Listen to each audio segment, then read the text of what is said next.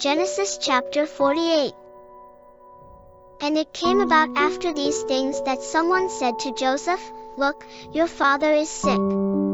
And taking with him his 2 sons, Manasseh and Ephraim, he went to Jacob.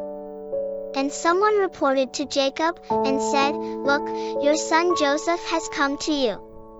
Then Israel strengthened himself and sat up in the bed.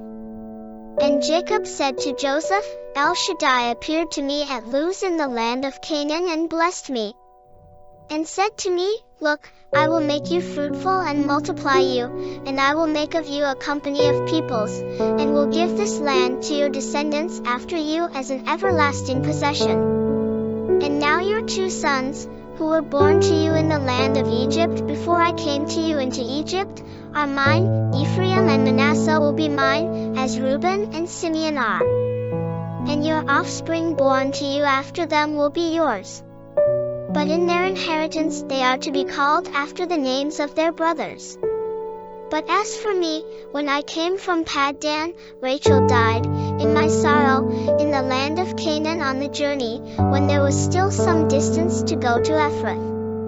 And I buried her there on the way to Ephrath, that is, Bethlehem. Then Israel saw Joseph's sons, and said, "Who are these?" And Joseph said to his father, "They are my sons, whom God has given me here." And he said, "Please bring them to me, so that I can bless them." Now the eyes of Israel were failing because of his age, so that he couldn't see. Then he brought them near to him, and he kissed them and embraced them. And Israel said to Joseph, "I did not expect to see your face, but look, God has let me see your offspring as well." Then Joseph brought them out from between his knees, and he bowed himself with his face to the ground. And Joseph took them both, Ephraim in his right hand toward Israel's left hand, and Manasseh in his left hand toward Israel's right hand, and brought them near to him. And Israel stretched out his right hand and placed it on Ephraim's head, who was the younger, and his left hand on Manasseh's head, crossing his hands, although Manasseh was the firstborn. Then he blessed Joseph, and said, "The God before whom my fathers Abraham and Isaac walked, the God who has been my shepherd all my life to this day, the angel who has redeemed me from all evil, bless the boys. And may my name be carried on in them, and the names of my fathers Abraham and Isaac. And may they grow into a multitude upon the earth."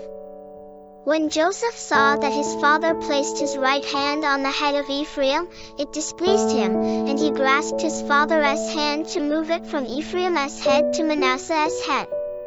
And Joseph said to his father, "Not so, my father, for this one is the firstborn.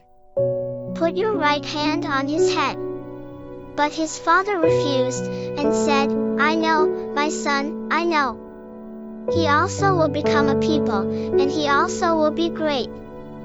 However, his younger brother will be greater than he, and his descendants will become a multitude of nations."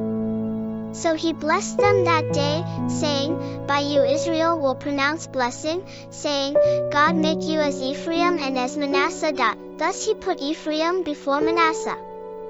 Then Israel said to Joseph, "Look, I am about to die, but God will be with you, and God will bring you back from this land to the land of your fathers. Moreover, I give to you 1 portion more than your brothers, which I took out of the hand of the Amorites with my sword and with my bow."